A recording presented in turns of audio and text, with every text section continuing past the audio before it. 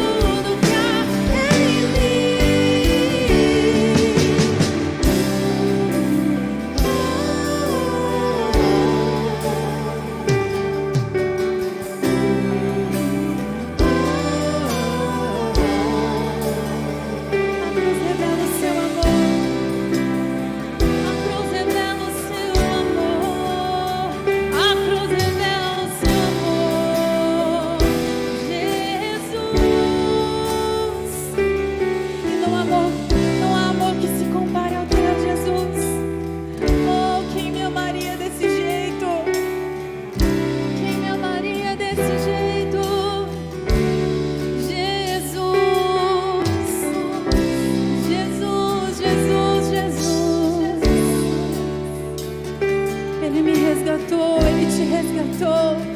É tudo sobre Ele, é tudo por causa dEle.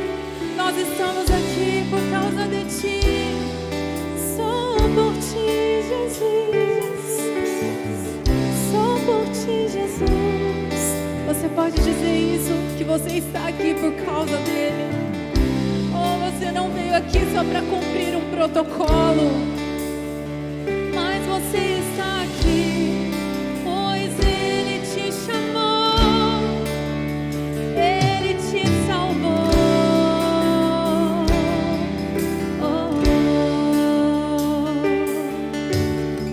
Nós te honramos, Jesus. O seu nome está acima de todo nome. Tu és o nosso dono. Aleluia.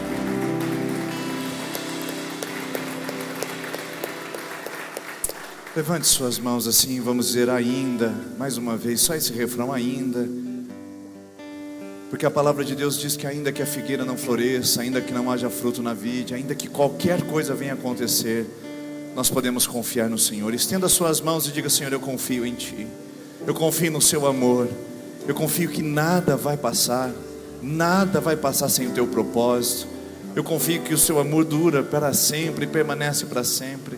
E então, ainda que os montes se mudem, ainda que as coisas venham conspirar contra mim, eu posso confiar em Ti, eu posso descansar em Ti, em Seu grande amor por mim que permanece.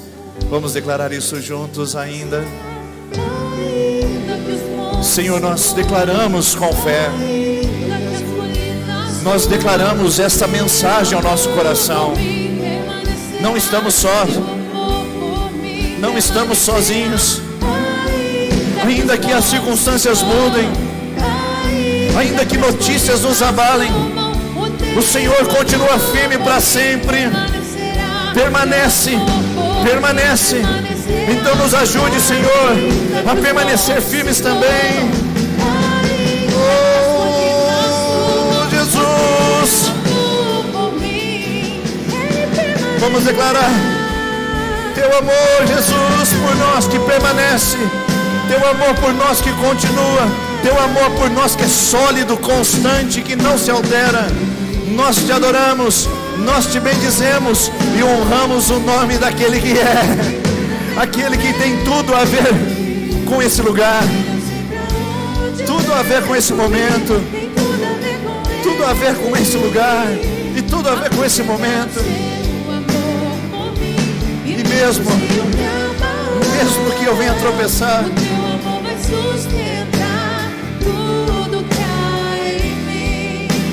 você pode levantar suas mãos e dar uma salva de palmas a Jesus, porque Ele é maravilhoso, tremendo, santo e glorioso. Obrigado, Jesus. Obrigado. Tem tudo a ver com o Senhor esse lugar, esse momento, esse espaço, essa noite. Seja bem-vindo nesse lugar. Amém. Que Jesus seja bem-vindo aqui em nosso meio, nesse espaço de adoração, e que Ele também seja bem-vindo junto com outras pessoas que vieram e estão participando conosco nesse lugar. Eu queria que você pudesse cumprimentar calorosamente a pessoa que está perto de você. Aí você escolhe como pode ser esse calor humano que você vai oferecer, mas eu queria que você pudesse manifestar a gratidão dessa pessoa estar perto de você, estar conosco aqui nesse lugar. Deus abençoe, obrigado pela sua presença. E você que nos assiste pela internet, seja muito bem-vindo. A gente fica feliz de te receber aqui essa noite, e que Deus possa ministrar poderosamente e grandiosamente também o seu coração, em nome de Jesus. Sejam bem-vindos, irmãos e irmãs. Que alegria ter vocês aqui conosco essa noite, nesse dilúvio abençoado que está chegando aqui na nossa cidade. Uma chuva que nós não podemos reclamar, que rega a terra, alimenta os rios e também nos traz aí o frescor, esse renovo tão maravilhoso. Mas você que encarou aí, pegou sua canoa e seu barquinho, chegou até aqui, seja muito bem-vindo. Que bom que você escolheu estar aqui conosco nesse lugar. Eu só quero pedir um favor a você que veio a pé e que talvez a chuva te surpreendeu no meio do caminho. Se continuar esse tempo, por favor, você espere a gente aqui dentro da igreja, no hall de entrada, porque nós queremos te levar até a sua casa, tá bom? Por favor, você que veio a pé, espere aqui no final da nossa celebração, que nós vamos mobilizar alguns irmãos que possam te levar até a sua casa, para que você não precise encarar esse mau tempo sozinho. Vir, a gente não poderia evitar, mas levar você embora agora seria muita incoerência nossa, deixar você voltar sozinho. Então a gente precisa da sua ajuda, fique aqui, nos espere no hall de entrada, que nós vamos dar essa carona, e os irmãos que estiverem disponíveis já fiquem um pouquinho mais procurando quem pode ajudar, para que a gente possa ser solidário e abençoar quem está a pé e possa também chegar na sua casa em segurança e seco, que também é importante. Quero agradecer a Deus pela vida de cada irmão que participou do Bazar Missionário. Nós tivemos ontem essa edição que foi realmente uma bênção, algo maravilhoso. Nós tivemos a felicidade de ter muitas pessoas que doaram, muitas pessoas que trabalharam e muitas pessoas que participaram. A comunidade de Sertanópolis já aceitou esse trabalho nosso e com certeza ele já está no calendário municipal, porque nós tivemos aqui pessoas que chegaram às 5 horas da manhã para poder ter direito em entrar primeiro e escolher os melhores itens, e até às 9 horas da manhã nós acreditamos que atendemos mais de 300 pessoas, e foi uma bênção mesmo, e a gente está muito feliz por isso, porque as pessoas saíram felizes, bem atendidas, com materiais ótimos, com as sacolas cheias e com pouco dinheiro gasto. Mas feliz mesmo nós ficamos por causa da contribuição que isso gera, porque o bazar é missionário, ou seja, o dinheiro é usado para reverter em missões. E nós estamos agora adotando um novo casal missionário que está na Turquia, a Josi e o Lucas e os seus filhos, que estão trabalhando lá há 4 anos já, e nós queremos agora que eles sejam parte integrante dos nossos missionários. Agora nós temos 6. O trabalho deles é lindo naquele lugar, eles trabalham com brasileiros, com refugiados afegãos. Inclusive eles adotaram uma jovenzinha de 15 anos agora, uma afegã, que estava órfã, e eles estão agora adotando para sua casa. Eles têm um orfanato também naquele lugar. Trabalho lindo, e a nossa igreja vai se tornar participante disso. Então eu louvo a Deus por você que doou os seus itens, porque isso reverteu nesse recurso, e louvo a Deus pela sua generosidade aqui na igreja também, porque aquele envelope azul é para você dar a sua oferta missionária. E a gente louva a Deus porque a gente pode aumentar, nós não estamos diminuindo. Em tempo de pandemia a gente aumentou a nossa condição de abençoar pessoas que estão no campo, e graças a essa igreja e graças à simpatia que esse povo tem, um comprometimento com as missões mundiais. Quero também lembrar você que está agora querendo se tornar membro da nossa comunidade. Nós estamos com a classe de preparação de novos membros já por começar. Para isso você precisa fazer a sua inscrição. Se você quer ser um membro da nossa comunidade, quer conhecer mais sobre a nossa doutrina e o nosso sistema de governo, você precisa fazer esse curso, tá bom? Então convido você ainda hoje a dar o seu nome aqui na secretaria, ou se você assiste pela internet, você pode dar o seu nome através do WhatsApp da nossa comunidade, 3232-1397, que é o número fixo da nossa igreja, e pode dar o seu nome também. E também a gente precisa lembrar uma coisa que muitas vezes a gente esquece. E eu esqueci. O que é que tem mesmo aí? Tem mais um, eu esqueci. Sinceramente, você vai achar aí agora. As mulheres, lembrei. As mulheres, dia 24, eu sabia que tinha uma coisa interessante. E aí a gente tem essa técnica de oralidade. Quando a gente esquece alguma coisa, a gente fala assim, você precisa lembrar de uma coisa, que daí a gente vai lembrando que a gente esqueceu, tá? E aí agora veio. Encontro de mulher, dia 24 de março. Quem estará aqui é a pastora Vanessa. Ela é da igreja Reviver Church de Londrina, e estará ministrando as mulheres aqui de uma maneira especial. Então, mulherada, grave aí, coloque na sua agenda que esse é o dia para você estar conosco aqui, para poder ser ministrada na linguagem das mulheres, em um tempo muito abençoado, começando às 20 horas. E nós não temos sala infantil, não temos atendimento para as crianças nesse dia. Papais, fiquem com os filhos, e aí os vovôs também dão esse apoio para as mamães solteiras, para poderem vir e participar desse momento tão maravilhoso para as mulheres.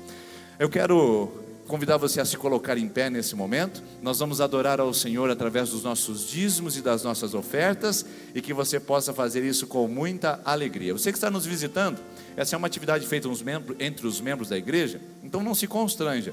Mas eu quero participar, pastor, eu tenho desejo de ofertar. Então esse envelope em branco é para você poder fazer isso conosco essa noite. Vamos orar?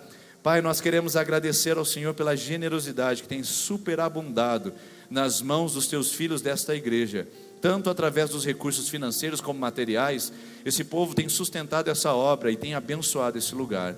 Então, Pai, que o Senhor nos dê sabedoria e entendimento para administrar tudo que o Senhor tem trazido em nossas mãos, para que isso possa resultar em glória e louvor ao seu nome e em nome de Jesus. Amém. Enquanto cantamos essa canção, você pode vir aqui à frente e devolver dízimos e ofertas.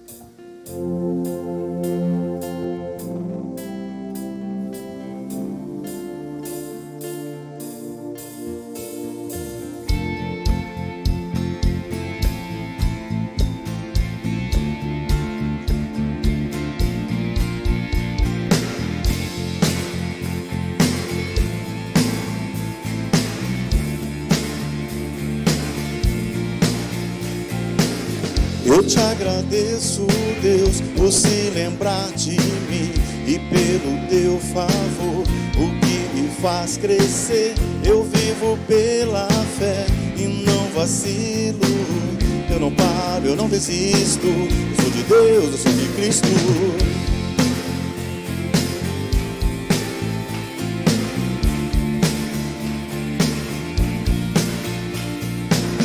Eu te agradeço, Deus, por se lembrar de mim e pelo teu favor, o que me faz crescer. Eu vivo pela fé e não vacilo. Eu não paro, eu não desisto. Eu sou de Deus, eu sou de Cristo. Você mudou a minha história e fez o que ninguém podia imaginar. Você acreditou, isso é tudo. Só vivo pra você, não sou do mundo não. A honra, a glória, a força e o louvor a Deus e o levantar das minhas mãos é pra dizer que te pertenço, Deus.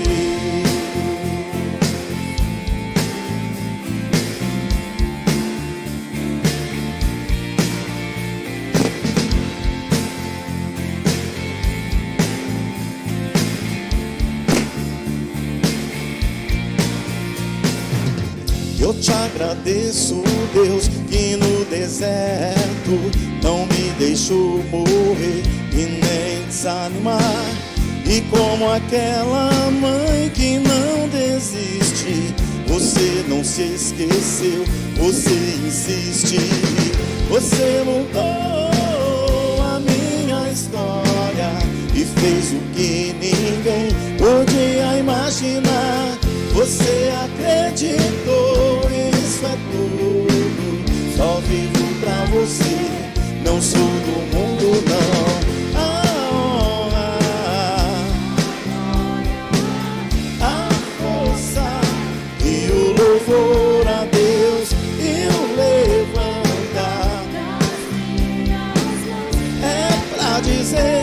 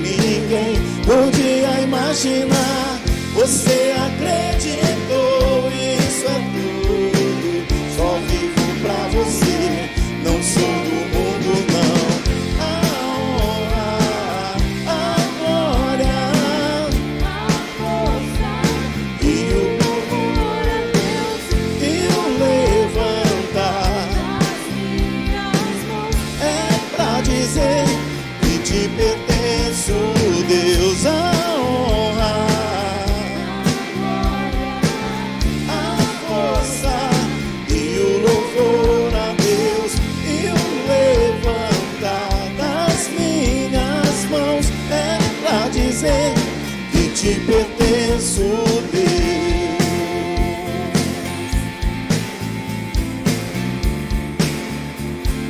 Que te pertenço, Deus.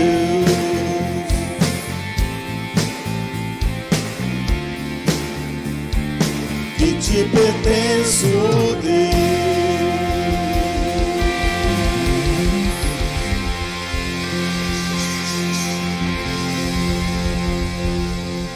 Ele é o Senhor da nossa vida, és o nosso dono, nós declaramos isso. Ninguém pode nos tirar dos teus braços, Jesus. Ninguém nos separa do teu amor. Que você agora, nesse momento de adoração, continuando esse momento de adoração, que o seu coração esteja rendido aos pés do Senhor, prostrado aos pés do Senhor. Nós cantamos agora que as nossas mãos levantadas quer dizer que nós pertencemos a Ele e que a sua adoração represente o que está no seu coração, que não seja apenas da boca para fora, que as mãos levantadas não sejam apenas porque todos estão levantando, mas que seja um ato feito com o seu coração, que o seu coração esteja totalmente entregue à presença do Senhor. Amém?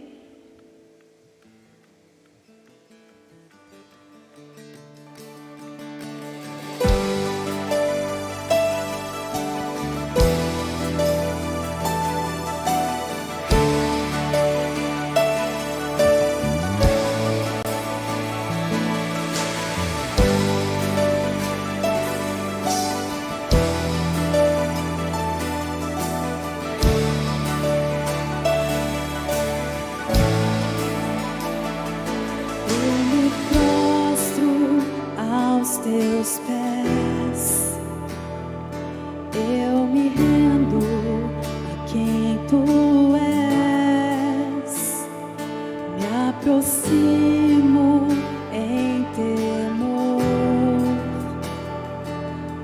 atraído por teu amor.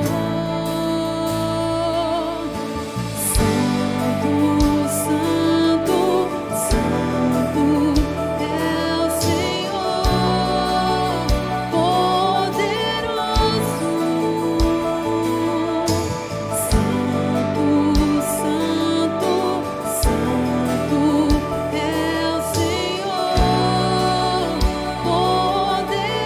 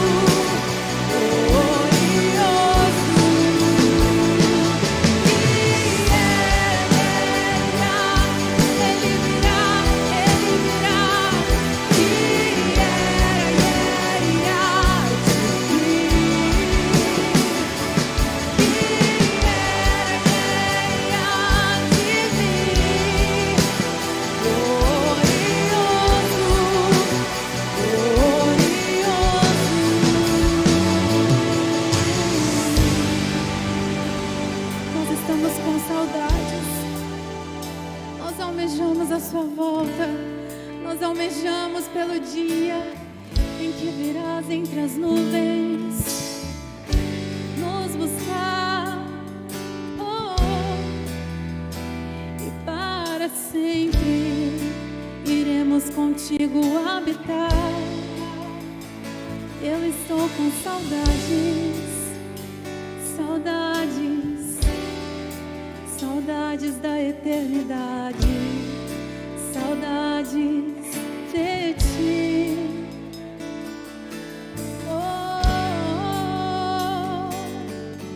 Nós sabemos que agora o que nós experimentamos são apenas gotas. São apenas gotas de uma adoração que será eterna, de uma adoração que será genuína, onde nós cantaremos com os seres viventes: Tu és santo, santo, santo,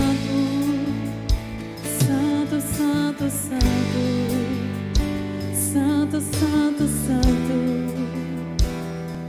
Se acostume com essa atmosfera, porque o seu lar vai ser assim, e você o adorará com todo o coração e sempre dirá que Ele é santo, que Ele é exaltado, que Ele é glorioso. Vamos ensaiar dizendo que Ele é santo. Santo, santo, santo é o Senhor, poderoso. Santo, santo, santo, Santo, Santo é o Senhor.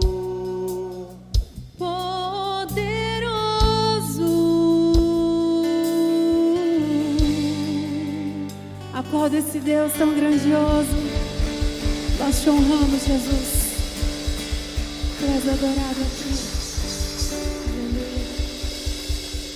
Aleluia, glória a Deus. Você pode se assentar, glória a Deus. Ministério de Adoração, por nos conduzir à sala do trono, e a gente poder ter essa experiência tão maravilhosa de declarar isso, que um dia nós vamos declarar na eternidade, bem na frente, diante daquele a quem nós adoramos aqui, ainda que parcialmente, mas um dia nós vamos adorar inteiramente diante daquele que realmente é santo, santo, santo, e não apenas falaremos da sua santidade, mas nos encontraremos e nos depararemos diante disso. Para isso a gente precisa resgatar uma coisa importante e antecipar algo que é fundamental para a nossa vida com Deus. Um resgate chamado de intimidade.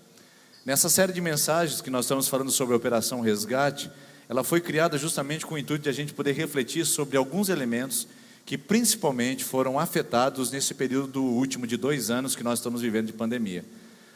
Você pode associar isso a anos anteriores, óbvio. Você pode associar isso a movimentos anteriores, a meses passados. Mas o que nós estamos fazendo é tratando alguns assuntos que nós percebemos que foram diretamente prejudicados com a chegada da pandemia na nossa vida. E um deles, que nós também queremos abordar nessa noite, é a questão da intimidade. A intimidade, na verdade, ela é contra a superficialidade, e a superficialidade prejudica a intimidade. Essas duas coisas não combinam. Só que foi exatamente isso que a pandemia trouxe nesses últimos 2 anos. Relacionamentos que acabaram por se tornar superficiais, não porque era intencional, não porque era um desejo, mas porque foi necessário. Superficialidade que acabou tocando a nossa vida e afetou os nossos relacionamentos, não porque nós procuramos ser superficiais, mas porque não tinha outra maneira de ser. O distanciamento social, pessoas que ficaram longe durante semanas e até meses, alguns tiveram que enfrentar anos distante até mesmo da sua própria família, experimentaram a chegada de uma relação superficial que acabou prejudicando diretamente a intimidade. Por quê? Porque a intimidade necessita da convivência. Sem convivência não dá para dizer que é íntimo. Por isso que muitos casais moram debaixo do mesmo teto, residem no mesmo endereço, mas não são íntimos. Embora possam se acertar e possam até se harmonizar na cama, o que eu duvido em condições como essa, eles não se acertam na vida particular, nos propósitos, nos sonhos. Existe uma experiência de vivência dentro de um lar, mas não existe a convivência que gera intimidade. Os mesmos gostos, os mesmos sonhos, os mesmos projetos. Cada um aponta para um lado, mostrando que aquela intimidade, na verdade, é uma superficialidade que foi afetada pela falta de uma convivência séria e comprometida com o outro. Pais que não entram na vida dos seus filhos, filhos que não conjugam com a vida dos seus pais, vivem também experiências de proximidade, mas não de intimidade. Porque uma coisa é você ser próximo, outra coisa é você ser íntimo.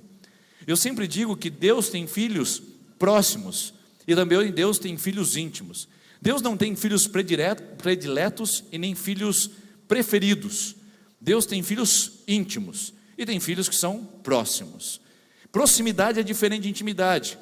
Porque quando eu falo que eu estou próximo, eu digo que eu estou a um raio de alcance onde eu posso ver, me relacionar e até experimentar alguns elementos. Mas estar íntimo significa que eu vivo aquilo, eu experimento aquilo e, sobretudo, tem uma palavrinha que aparece: eu sou recíproco.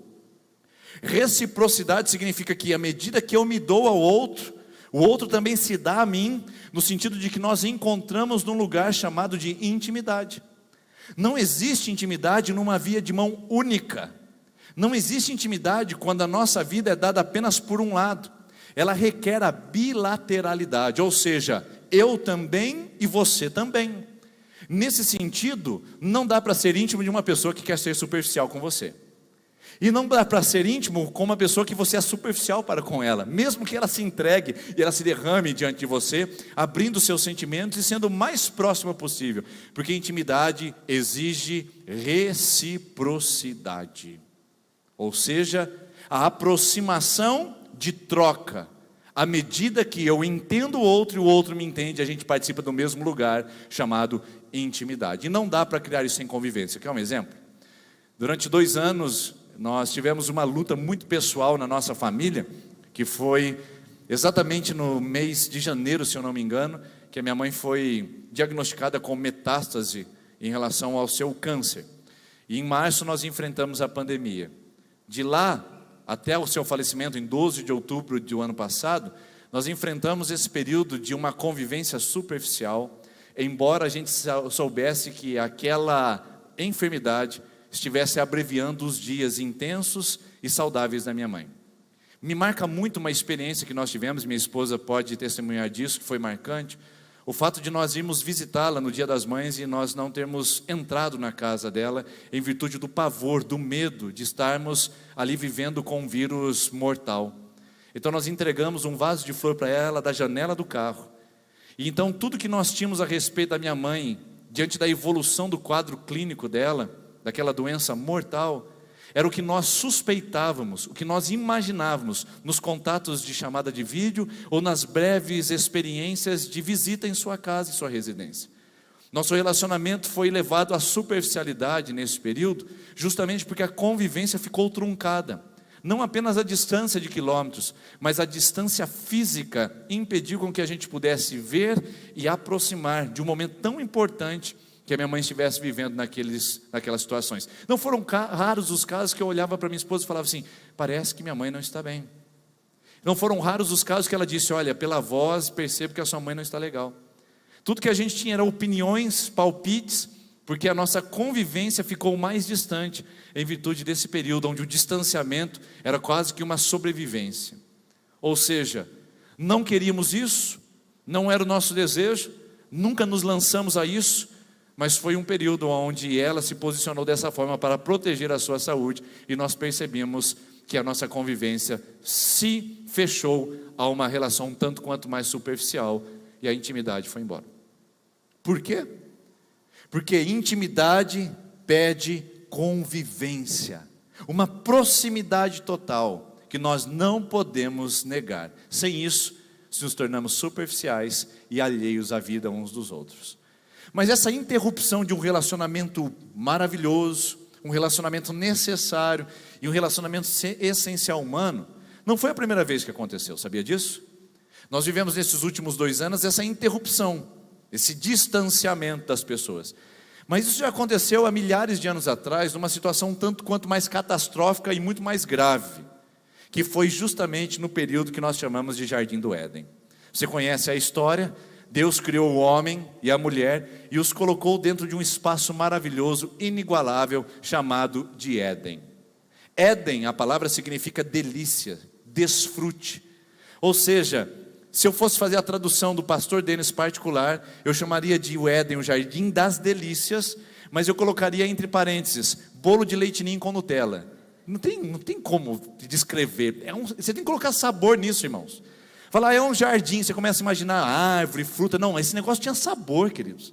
Eu imagino Adão e Eva passeando por aquilo, aromas, cheiros, paladares. É o jardim das delícias. Lá não tinha sofrimento, não tinha traição, não tinha ódio, não tinha guerra, não tinha ofensa, não tinha dor, não tinha enfermidade, não tinha nada. Era o jardim do desfrute. Deus criou o homem e colocou no jardim do desfrute. Inclusive uma coisa interessante que muitos de nós não nos atentamos. Deus criou o mundo em 6 dias. E ao 7º ele... Éden. Olha que legal, vou repetir. A palavra literal é: Deus criou o mundo em 6 dias e ao 7º ele desfrutou. A palavra descansou pode ser traduzida como Éden, como desfrutar da criação. Então Deus disse: isso é maravilhoso, eu criei o homem, plantei no meu jardim, eu estou desfrutando e o homem também. Este foi o propósito pelo qual Deus criou o ser humano. Deus criou o ser humano para um desfrute da presença dEle. Deus criou o ser humano para uma relação próxima e íntima com o seu Criador. Não, irmãos, a gente não foi criado nesse mundo para ficar rico. Nós não fomos gerados de um Criador sensacional, fantástico, inigualável em sua criatividade, para a gente poder ter mais filhos e ter mais posição social.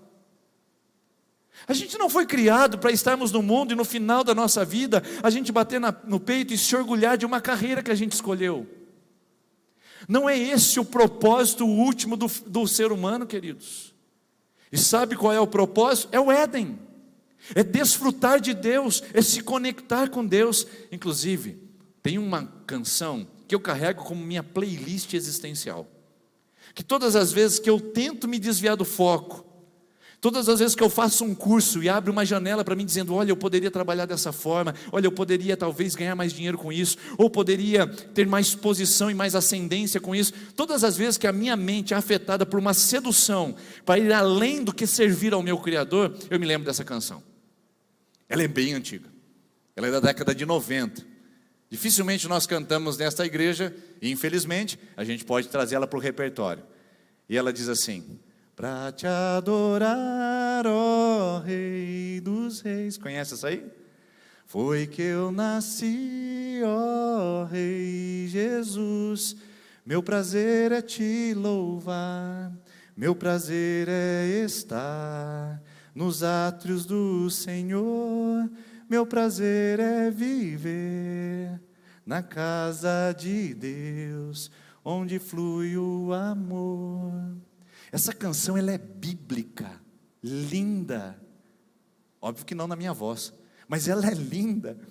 Ela é maravilhosa porque ela nos lembra que nós não somos um acaso nesse mundo. A gente não entrou por um acidente.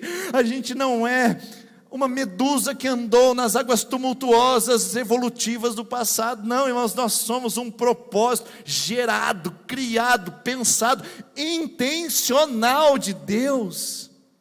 Você não está aqui, você não visitou essa terra, não foi gerado por um ventre, não se tornou um feto, não se tornou uma pessoa por um acaso. Há um propósito de você estar aqui, desfrutar, há um propósito de você estar aqui, experimentar essa conexão com Deus.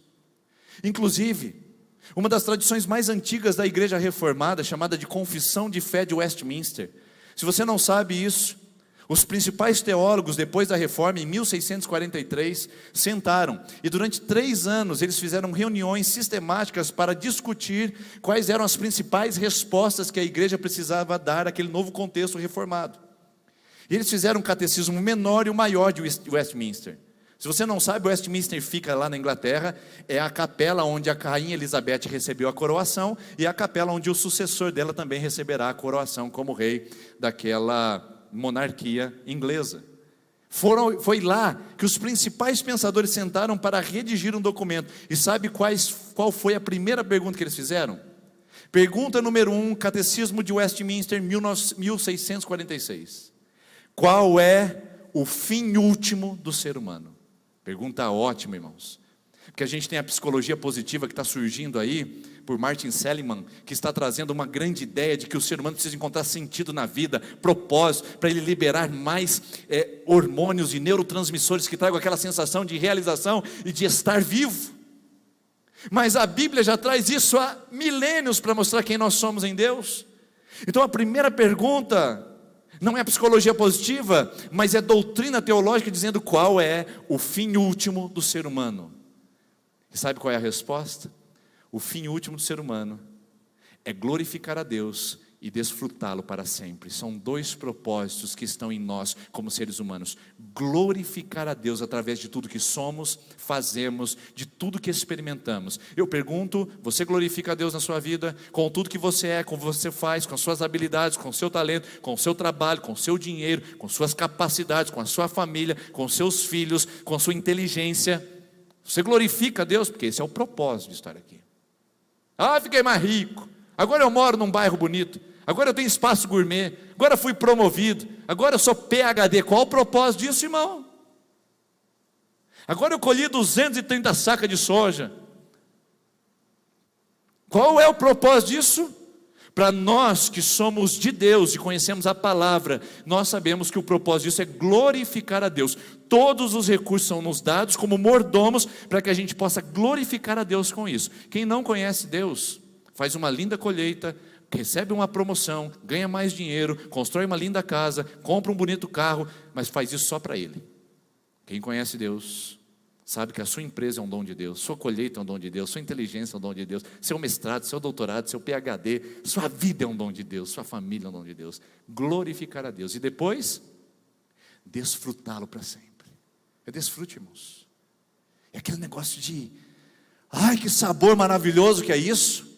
Por isso que o Salmo 34, versículo 8 diz: provai e vede que o Senhor é bom. Provar, irmãos, tem a ver com a nossa papila gustativa, não tem a ver com fazer prova, não é fazer teste com Deus. Provar significa saborear Deus, sentir uma presença tão especial que eu posso identificar e dizer: Deus tem gosto de leite ninho com Nutella, sim.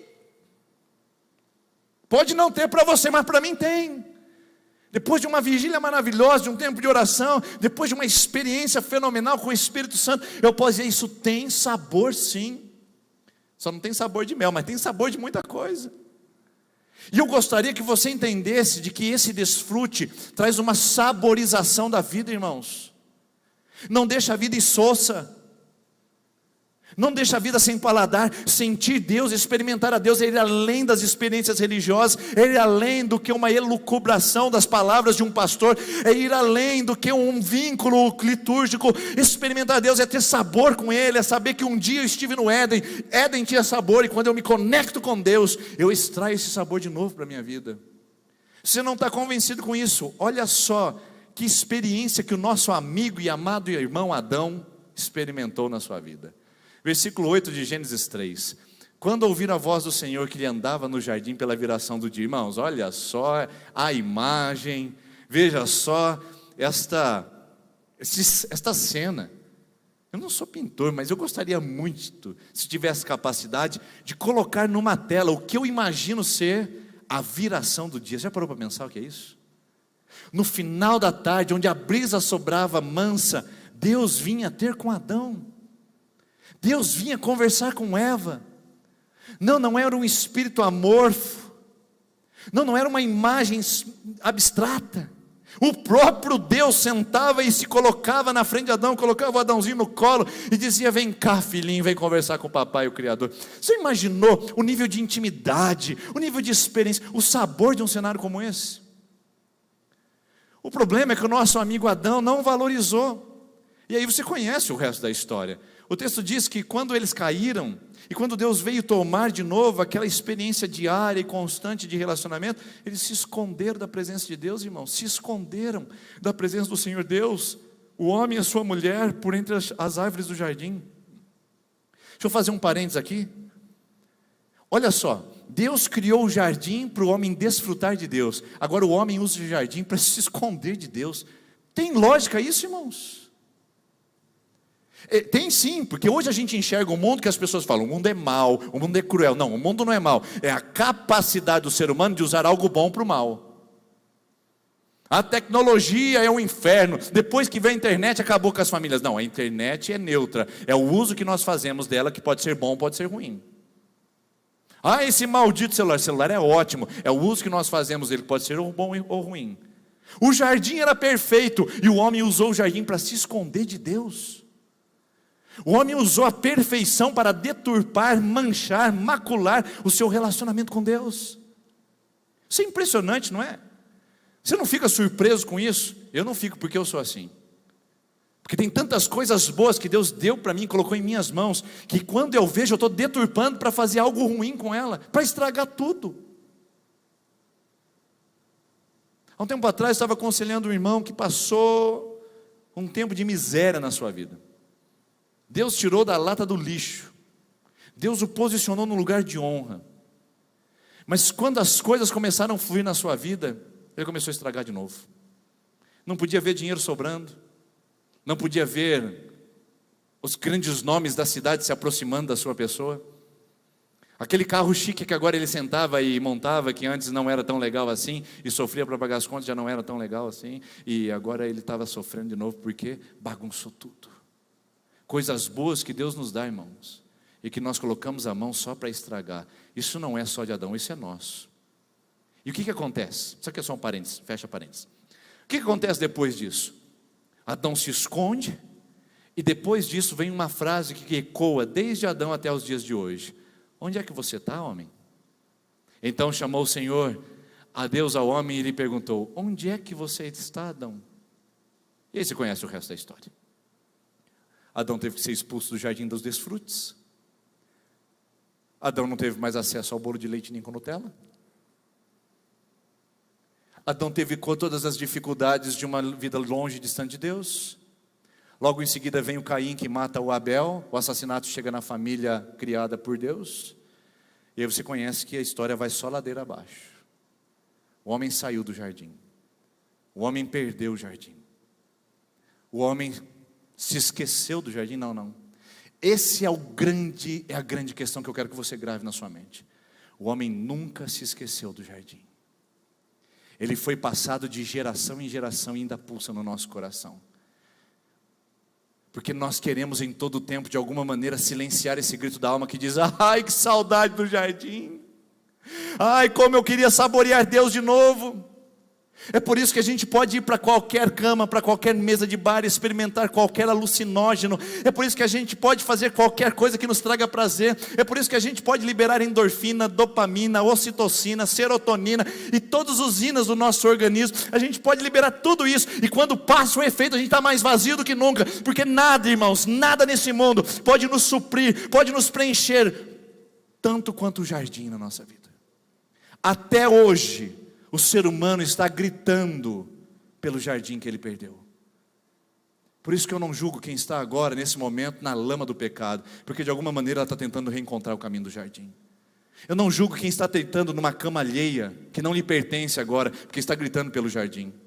Eu não julgo por uma família que está destruída e tentando de todas as maneiras recuperar os cacos, porque de alguma maneira eles estão tentando encontrar o caminho do jardim. O caminho foi perdido, irmãos.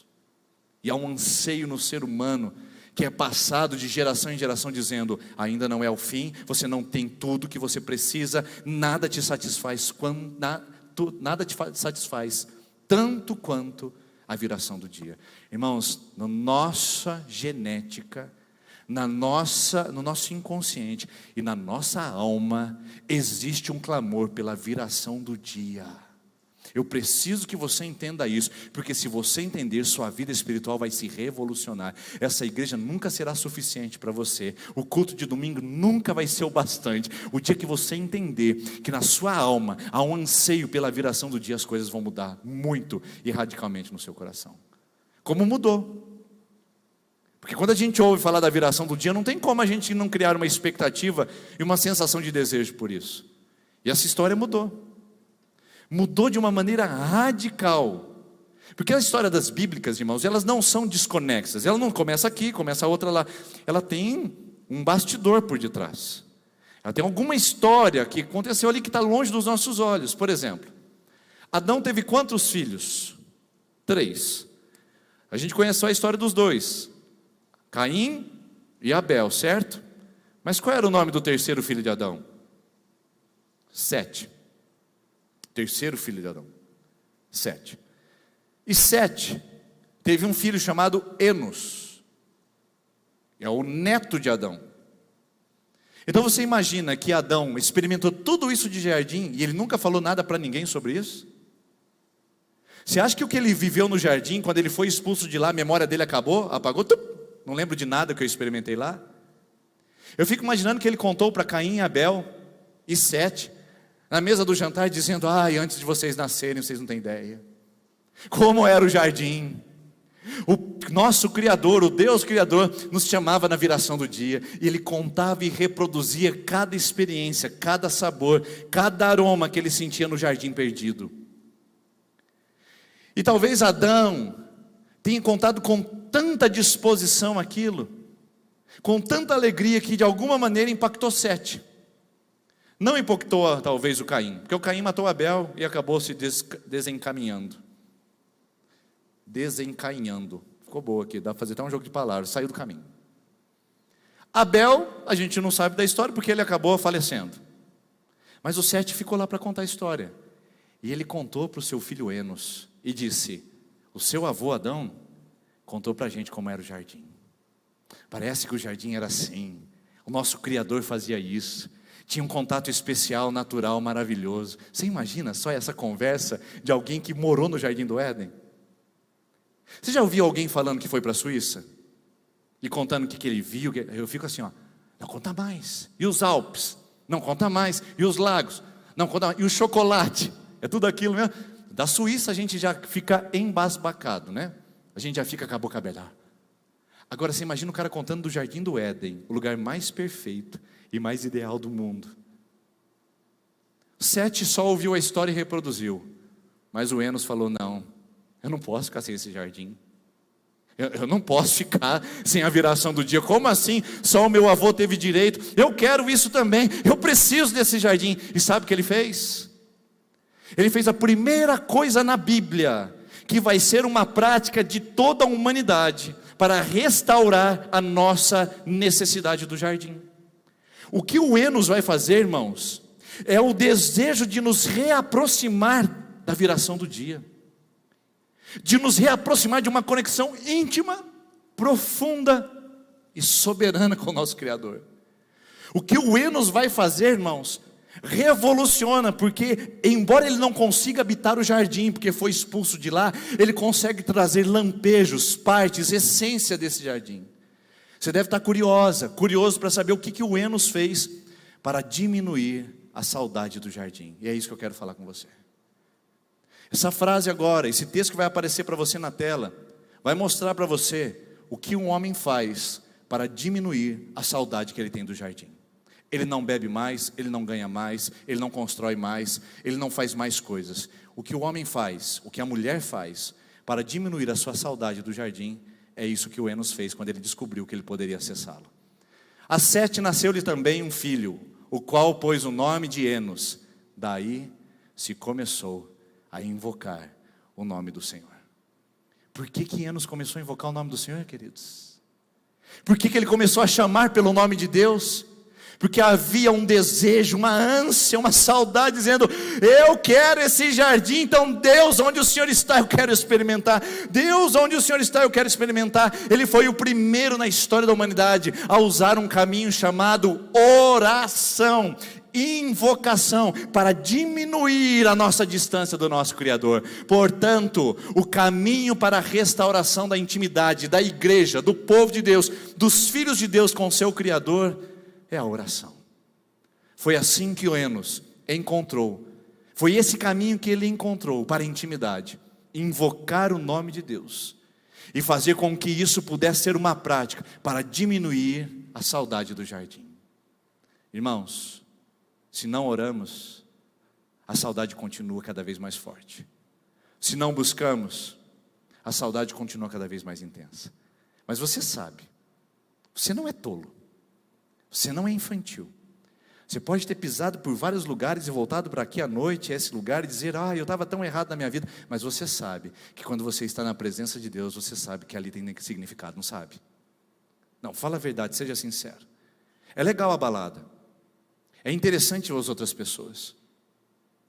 Os prazeres oferecidos por algumas experiências também é legal. Mas nada se compara quando você está em intimidade com Deus, não é verdade? Porque quando você está na presença dele, o tempo para. Ele é breve, mas ele é infinito. Ele é impressionante. Quando a gente está na presença de Deus, a gente sabe que a gente está ali por causa disso. E por que a gente vive, irmãos? Quanto mais distante eu fico da oração, mais eu tenho medo desse mundo. Quanto mais distante é minha vida de oração, quanto mais pobre é a minha invocação, mais ansiedade gera, mais preocupação com os meus filhos, com o meu futuro, mais autossuficiência, arregaçando as mãos dizendo, deixa que eu vou fazer. Quanto menos oração, mais ansiedade e preocupação. Quanto mais oração, mais sentido e mais propósito. Por isso, irmão e irmã, pode fazer qualquer curso de desenvolvimento pessoal, pode contratar o melhor coach da sua vida, nada se compara a você entender que você foi criado para glorificar a Deus e desfrutá-lo para sempre. Porque quando você está na presença deles, você sabe por que você existe e por que você está aqui. O jardim entra, o jardim aparece, o jardim floresce de novo, irmãos. Você está entendendo? Você consegue perceber? Irmãos, eu queria ser mais que palavras essa noite para falar isso para você. Eu queria ser mais do que essa dinâmica de que um fala e outros ouvem. Eu queria que algo acontecesse sobrenatural no seu coração e queimasse. Falei, é verdade, eu estou procurando pelo jardim, eu quero isso também como Enos, e eu vou usar a oração. E não é por pouco que a Bíblia está recheada de palavras que dizem para a gente orar, orar e orar, porque diminui a nossa saudade, a nossa distância do jardim. Isaías capítulo 55, versículo 6 diz, busquem ao Senhor enquanto se pode achar, invoque-o enquanto Ele está perto. Ore, irmão, ore enquanto Ele está perto, ore e busque-o, porque ali você encontra propósito e sentido. A palavra de Deus diz em Jeremias 29, 12 e 13, então passareis a invocar o meu nome, a orar a mim, e eu ouvirei vocês. Vocês me buscarão de todo o coração, e eu me revelarei a vocês, eu serei achado de vocês, diz o Senhor. Quando a gente ora, Deus responde, Deus fala. Jeremias 33, 3 diz, invocar-me-ão e receberão promessas ou as respostas que eu tenho para lhe dar, superior ao que vocês imaginam. Invocar, orar a Deus. Salmo 148, versículo de número 18 diz assim, perto está o Senhor de todos aqueles que invocam, que oram e que o invocam em sinceridade. A palavra de Deus está recheada de termos que nos chamam a uma vida de oração, a estar no altar, porque quando eu estou ali, eu sei que eu estou mais perto do jardim, mais perto da viração do dia.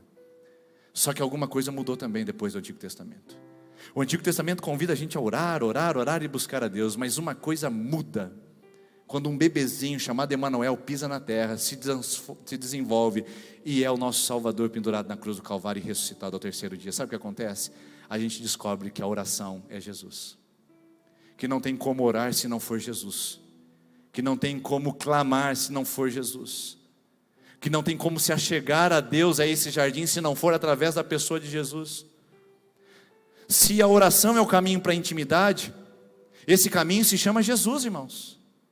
A oração é o veículo que me conecta ao meu Salvador e me conecta diretamente a Deus. Você não está convencido disso? Olha o que diz João 14,6, que é usado como texto de salvação. Não, irmãos, é texto de relacionamento, é texto de intimidade com Deus. Eu sou o caminho, disse Jesus. Eu sou a verdade, disse Jesus. Eu sou a vida, disse Jesus. E ninguém vem ao Pai a não ser por mim. Nossa oração não é reza, nossa oração não é mantra, não é repetição, nossa oração não é melodiosa, nossa oração não é penitência, nossa oração não é sacrifício, nossa oração é Jesus. A gente vai a Deus por meio dele, a gente se aproxima de Deus por meio dele. Quando eu me conecto a Jesus, eu me conecto ao jardim, automaticamente, e a oração flui. Por isso que Jesus disse em Mateus 20, 22, e tudo que vocês pedirem em oração, crendo em meu nome, recebereis. É em Jesus que a oração acontece. É em Jesus que nós nos conectamos ao nosso Criador. Ele é o caminho.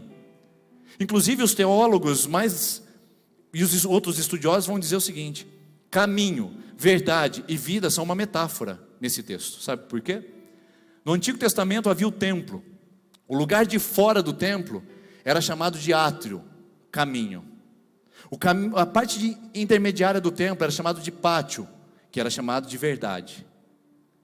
O pátio exterior, perdão, o pátio interior, verdade, e o santo dos santos, sabe como era chamado? De vida. Era onde Deus estava, onde o sacerdote entrava uma vez só. Jesus diz o seguinte: você quer ter comunhão com Deus? Jesus diz: você quer se achegar ao Pai? Eu sou o caminho, o átrio exterior. Eu sou a verdade, o átrio interior. Eu sou a vida, o santo dos santos. Eu sou o caminho para você chegar diante de Deus. Não está convencido disso ainda? Hebreus capítulo 10, versículo 19, diz uma frase linda: portanto, irmãos, temos plena confiança para entrar no santo dos santos. Não, você não precisa de pastor, de padre, você não precisa de ninguém para se chegar a Deus, irmãos.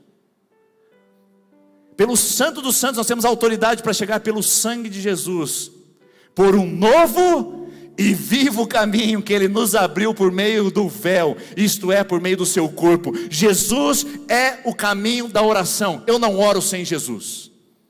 Por isso oração não é ficar pedindo, oração não é ficar batendo na porta, oração não é insistência, oração não é dar cá, Senhor, que eu preciso. Oração é relacionamento, é entrar no caminho, é conhecer Jesus, é viver com Jesus, é ter intimidade com esse homem que mudou a história humana. Com Jesus eu diminuo a distância do jardim, porque Ele é o próprio jardim na minha vida. Ele me lembra, Ele me recorda do que é o jardim, do que é a presença de Deus. Por isso que o corpo de Jesus, estraçalhado na cruz, é o caminho para que você e eu possamos entrar na presença de Deus. E agora eu faço uma pergunta final para você: a sua vida de oração é uma vida adâmica? Porque se você não ora, se você não busca Deus, com todo respeito, se você está aqui pela primeira vez não sabia disso, mas se você está aqui há um bom tempo sabe. E é para você que está aqui há um bom tempo que eu quero falar isso. E você que está pela primeira vez vai aprender. Quanto tempo você é casado e nunca orou com sua esposa? Nunca orou junto como marido e mulher? Não tem um tempo junto? Filhos, não ora com eles? Não abençoa? Não ora com os pais? Não tem um tempo? Quantas vigílias já teve, você nunca participou de uma? Manhã de oração na quarta-feira é só um aviso para quem é crente, não para você, parece? A minha pergunta para você é: você ora, irmão? Não, pastor, eu oro sem cessar, porque é do Senhor, estou orando todo o tempo em espírito na minha mente. Vamos falar sério, vai. Você ora? Porque se você não ora, você é Adão. O modelo que você segue é Adão. Adão é expulso do jardim e aprende a viver sem o jardim, tentando sobreviver na vida. Mas se você ora, você é do modelo de Jesus, que mesmo longe do jardim você diz: eu preciso de mais, eu quero me aproximar desse Deus em intimidade. Se você ora, você aproveita isso que Deus fez na cruz do Calvário, o caminho que Ele abriu. Se você não ora, você chuta tudo isso. Se você não quer intimidade com Deus aqui do lado de cada vida, esperando que a eternidade vai te abrir uma oportunidade, eu quero dizer para você: a eternidade vai ser um tédio. Porque se você não gosta de passar tempo com Deus aqui, a eternidade vai ser um problema, porque lá a gente vai passar bastante tempo com Ele. Ou a gente está do lado de Adão, uma vida sem oração, ou nós estamos do lado de Jesus, aproveitando o caminho que Ele abriu para nós e deixou aberto. Irmãos, suponhamos que eu diga para você aqui essa noite que eu tenho um bilhete de loteria na minha mão, que eu acabei de receber, e ele está premiado, e tem 50 milhões de reais esperando por mim ali na lotérica, só para ir retirar com esse bilhete.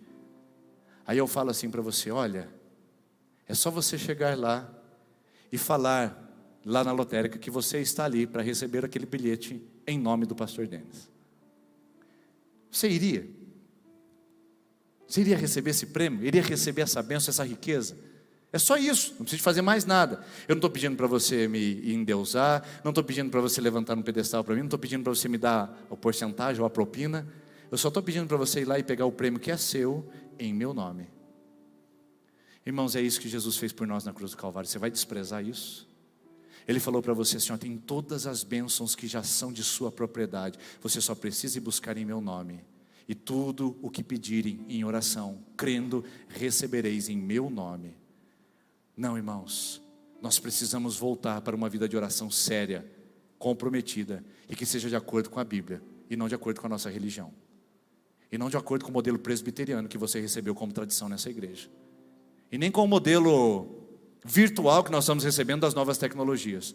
oração mesmo, em tempo com Deus, intimidade com Deus. E eu espero profundamente que o Espírito Santo trabalhe tanto com essa palavra em seu coração, que quando você chegar na sua casa, você diga: eu quero fechar a porta do quarto e quero passar mais um tempo com Deus, porque eu quero sentir esse jardim queimando em meu coração. Se você não sentiu, eu quero profetizar que ainda hoje nesse culto, ainda hoje na sua casa, onde você se ajoelhar para dizer: Senhor, eu quero mais desse jardim, você vai receber em nome de Jesus, amém? Esse jardim está disponível a todos nós, irmãos. Vivemos num mundo caótico, difícil e complicado. Nem por isso a gente pode deixar de experimentar lampejos do jardim no nosso coração e na nossa alma. Isso acontece quando eu estou em oração. Isso acontece quando eu estou na presença do meu Deus. Por isso, se a convivência atrapalhou tudo isso, se a falta de convivência afetou nossa intimidade, se a intimidade é construída pela convivência, eu posso dizer que a convivência não é com a religião, a convivência não é com mantra, a convivência não é com 7 passos para alcançar a vitória, a convivência é com uma pessoa chamada Jesus. Conviva mais com Jesus e a saudade do jardim vai diminuir. Conviva mais com Jesus e o vazio da alma vai ser preenchido. Conviva mais com Jesus e você vai poder fazer como Enos, invocar o nome do Senhor e dizer: eu quero viver na presença dEle. Vamos ficar em pé, queridos. Quero convidar o Ministério de Adoração que vem aqui à frente, que vai nos conduzir a esse momento tão especial. E eu convido você a fechar os seus olhos, porque nós estamos encerrando. E eu não queria encerrar apenas uma pregação, nem apenas um ensino. Eu queria encerrar com você essa noite aqui um momento de esclarecimento de quem você é em Deus. Feche seus olhos, pode apagar as luzes. Senhor, nós precisamos de uma revelação do Espírito Santo. A palavra foi entregue, a revelação foi dada, mas agora nós precisamos, ó Pai, daquilo que só o Senhor pode fazer. Os meus recursos acabaram. Deus, eu já não tenho mais o que falar.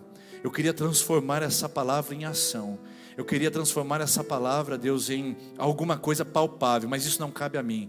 Então esse homem, essa mulher que está aqui nesse lugar essa noite, enquanto cantar, enquanto estiver aqui, ou quando sair daqui, que o Teu Espírito Santo faça essa obra maravilhosa. Lembrar que o final último desse homem e dessa mulher é glorificar o Senhor e desfrutá-lo para sempre. E que a sua vida no altar e a oração que ele vive e ela vive, diminui essa distância do jardim, antecipando um reino eterno que viveremos para sempre e na glória do Senhor. Amém. Vamos cantar, queridos.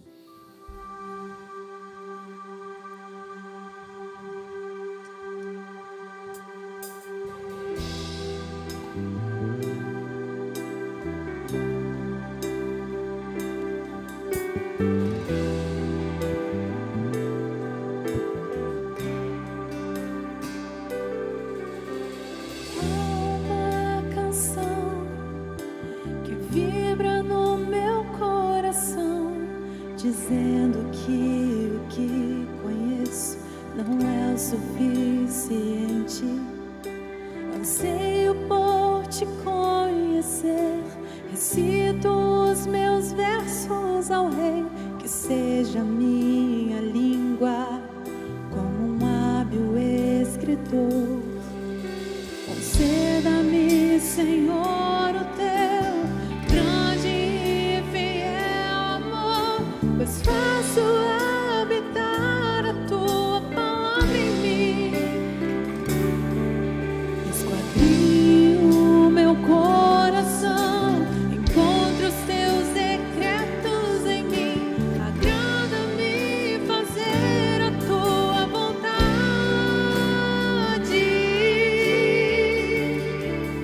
Eu quero intimidade,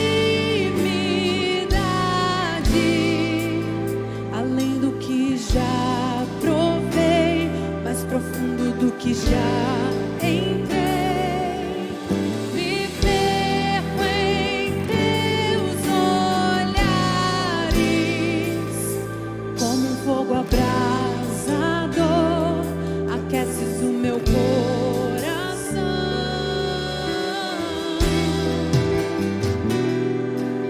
Senhor, aquece o nosso coração nessa noite, que nós não fiquemos indiferentes à tua presença, Pai, mas que o nosso coração tenha fome e sede. Há uma canção que vibra no meu coração, dizendo que o que conheço não é o suficiente.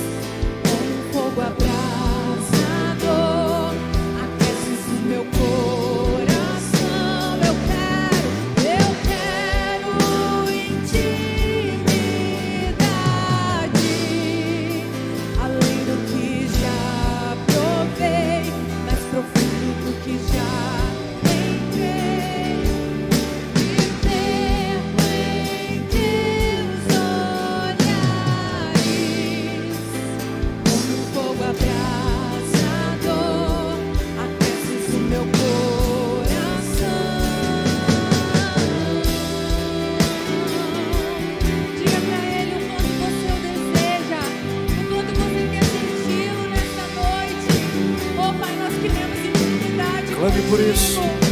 Clame por isso. Clame por isso essa noite. Peça por mais intimidade com o Espírito Santo. Diga: eu quero sim, eu quero intimidade, Senhor.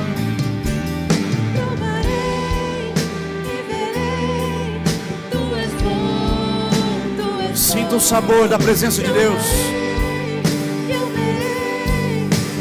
Libere o seu coração das tradições anteriores, às experiências religiosas. Experimente algo novo essa noite.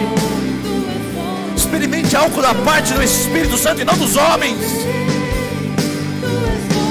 Diga isso: eu quero sim, Senhor. Eu quero isso, Deus.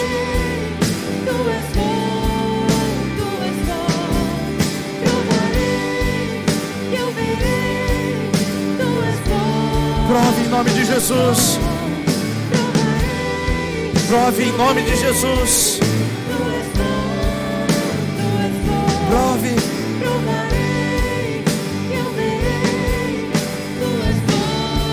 Nós queremos mais desse lugar, Jesus. Nós queremos mais do Senhor nesse lugar, Pai. Oh Deus, não é suficiente o nosso culto. Deus, não é suficiente a nossa adoração. Deus, não é suficiente a nossa liturgia. Nós queremos o que foi perdido no jardim, Pai. Nós queremos mais. Queremos mais, Senhor. Você pode colocar a sua mão no seu coração assim. Vamos orar juntos com essa canção.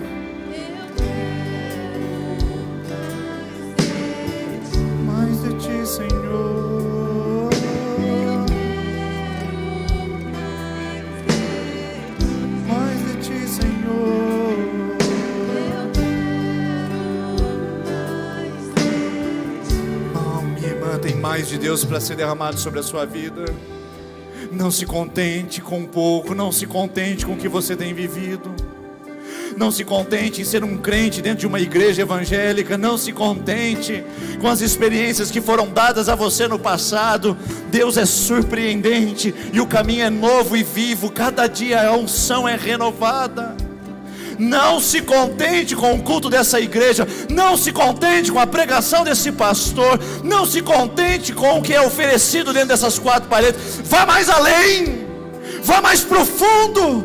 Experimente a palavra, experimente a oração, experimente a intimidade com o seu Criador, que nunca está restrito a um espaço geográfico, nunca está restrito a um espaço construído. Ele ultrapassa todos os lugares. Experimente, prove, saboreie. Oh Deus, a religião está destruindo a nossa vida com o Senhor. Oh Deus, ficar com os olhos arregalados num culto, secos, sem capacidade de se derramar, Deus está destruindo a nossa vida.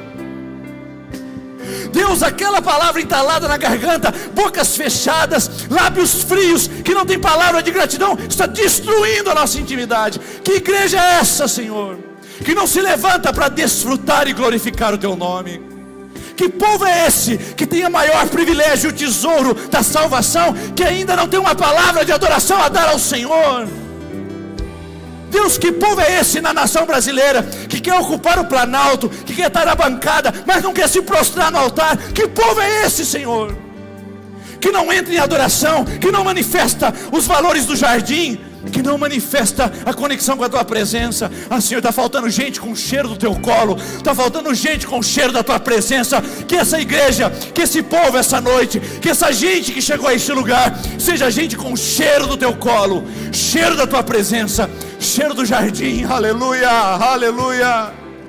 Que Deus te leve em nome de Jesus para uma semana onde você possa espalhar o aroma do jardim, não o aroma da morte, não o aroma da fofoca, não o aroma da ofensa, não o aroma da religião, não o aroma da crítica, não o aroma da vaidade, não o aroma do egoísmo, não o aroma da falta de intimidade. Que você leve o aroma do jardim, aos seus filhos, à sua esposa, ao seu marido, aos seus funcionários, ao seu patrão, aos seus professores, aos seus alunos, à sua casa, à sua cidade, a todos os lugares que você pisar. Leve o aroma do jardim em nome de Jesus.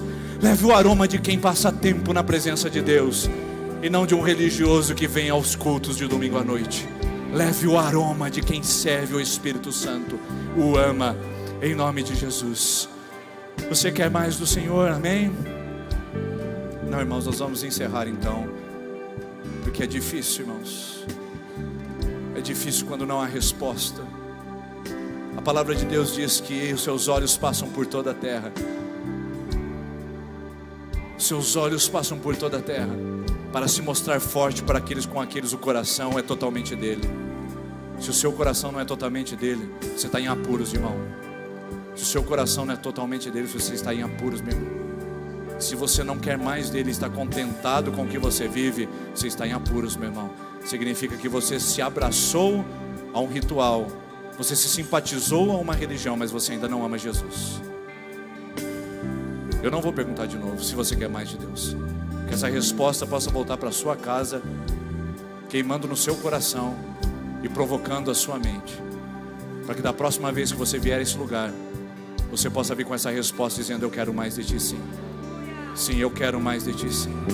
Que assim seja sobre a sua vida em nome de Jesus. Deus abençoe e tenha uma ótima semana. E os pais que têm filhos nessa linha, permaneçam aqui. As crianças vão vir pela essa porta aqui daqui a pouquinho. Boa semana.